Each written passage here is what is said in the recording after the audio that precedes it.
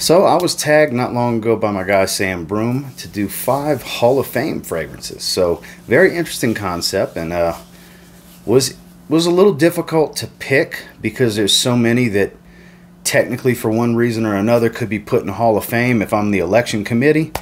But I whittled it down to 5. Let's talk about my picks. Stay tuned.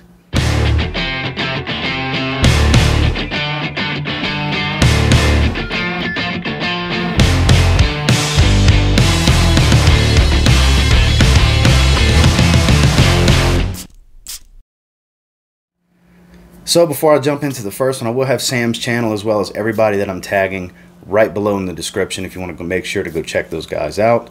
And without further ado, let's get into this first one. So it might seem a little boring to some, but I feel like this is deserving. It's not that old of a fragrance, but the impact it has made has been monumentous, and I can't imagine this being undeserving of being a Hall of Famer in men's fragrances. Dior Savage. Love it or hate it, it changed the game. You know, there was a lot of fragrances starting to gear towards the path of where this would inevitably go, but this is the one. When you think Ambroxan, you think Dior Savage. When you think shower gel mass appeal, most of the time you're going to think Dior Savage. It performs, it's a compliment getter, it's extremely versatile. You can literally wear this any season for any time. It's loud, so if you don't like to be well pronounced and fill a room, you go easy on the sprays. If you really like to grab attention, you spray a little bit heavier. It performs. This being a bottle from, I believe it was either February or May of 2015 was the manufacture date. So this is one of the original batches, if I remember correctly. This is one of those old school super mega beast mode bottles of Dior Savage EDT. And it is that. And like I said, for all those reasons, it deserves to be a Hall of Famer. It will, if there was such a thing, inevitably be put in the Hall of Fame, because I mean, I can't think of a fragrance that has sold more bottles in the last 6 years than Dior Savage, except maybe Bleu de Chanel coming in very closely. I'm not sure who sold more, but from a popularity standpoint of what I smell the most on people, what I see has the most popularity, and just what I like as well. I love Dior Savage. It deserves all the praise. I understand some of the hate it gets as well because so many wear it, but for me it's undoubtedly a Hall of Famer, and that's my first pick. We're putting it in the Hall. Dior Savage. I figured with these first 2 picks we'll get some that to me would be obvious Hall of Famers anyways, and this one sold more bottles than any other. You know, it's the true king of men's fragrance. It's Acqua di Gio from Giorgio Armani.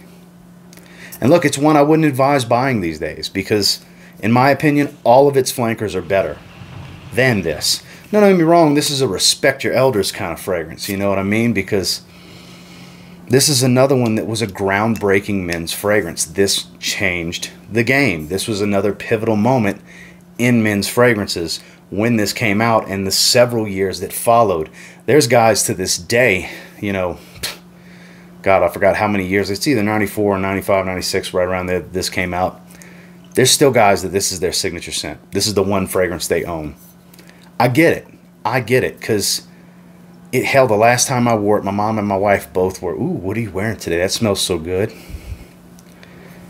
It still gets results. If you want compliments, this still works. Now, those that have, you know, ladies that have a little bit more seasoned nose or a little bit more into fragrances, this is going to be kind of boring to them probably because their dad, their uncle, and ex-boyfriend, somebody has worn this at some point in their life. But when it comes to fresh aquatic fragrances that broke the mold for what a fresh aquatic fragrance needs to be, this is undoubtedly a Hall of Famer. You know, the impact, the amount of sales, the longevity of this fragrance, while still maintaining a pretty hefty price point for what it is, it still sells to this day because it's still not a cheap fragrance. Even from discounters, you're going to spend $60, $70 on a 100 ml bottle, you know, and by today's standards, a lot will feel that's overpriced, and I'll go right along with it that there's alternatives that are a little bit cheaper and perform better that smell pretty much the same, you know.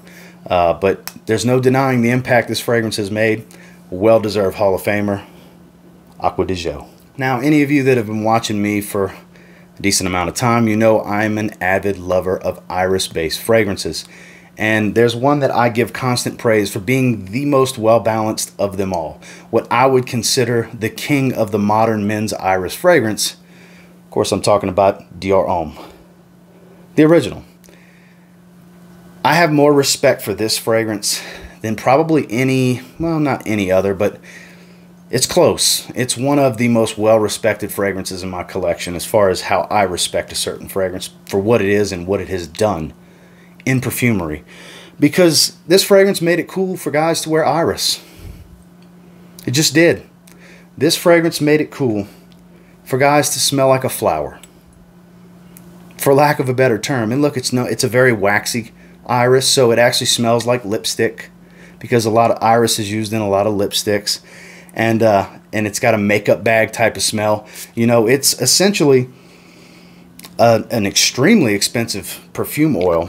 It's the most expensive perfume oil, pure iris, you know, Florentine iris, stuff like that. Very expensive oil, but it essentially took what's predominantly a female note, especially when you base a fragrance around that note. It's got a metrosexual taste, added a slight masculinity to really make it appeal to more men, and I know it appealed to me. I love this fragrance. It's great. I love all of its flankers. Hell, my scent of the day today and yesterday is the O flanker, EAU, Dior Homme O for men. The lighter, woodier version of this that doesn't have the sweetness. I wore that 2 days in a row. I mean, it's the most well-balanced. It's got just the right amount of leather, just the right amount of sweetness, just the right amount of freshness up top, while still maintaining the dominance of that waxy iris that this one features. It still performs decent. It's classy and elegant while not being too serious, to where you can still wear it with a t-shirt. It's a masterpiece in my opinion. This is the originator. This is the original. Obviously, I don't have an 05 to 07 silver stem. I wish I did. I have smelled it. The leather is a little bit more dominant, but this is one of the latter formulas before they changed it and added the word original and all that good stuff. So I got a pretty good one for the most part, for those of you that care about batches and formulas. But undoubtedly a Hall of Famer for what it has done for men's perfumery, the way it has changed the way the modern man smells. And I absolutely love it. For being an iris lover, how could I not put what, in my opinion, is the greatest iris fragrance of all time in the Hall of Fame? Dior Homme. With this next one, its extreme flanker gets all the hype and all the love these days, and then it actually has been getting overshadowed by the other newest flanker in the line, that being Night Vision EDT. Obviously, I'm talking about Viktor and Rolf's Spice Bomb. You know, it's good at so many things. It really is. Through the formulas it has had, it still performs really well on my skin. This bottle is almost 2 years old. So it's not the newest batch, but it still performs very well off my skin. When you don't know what else to wear to work, spray Spice Bomb. When you don't know what else to wear to go grab a beer with the guys, spray Spice Bomb. When you don't know which fragrance to grab after you got out the shower, after you get dressed, you're about to go pick your lady up and go out on a date, spray Spice Bomb. It's the do-it-all spicy fragrance. It's seductive and sexy, but has the versatility of a Bleu de Chanel or a Dior Savage at the same time. It's amazing how well this works in so many situations. Hell, it's hot outside, go easy on the sprays. All the other seasons, spray away depending on how loud and pronounced you want to be. It's a compliment machine. I can't imagine. I've never met anyone that said they don't like how Spice Bomb smells. I've never worn Spice Bomb and had somebody tell me they don't like the way I smell.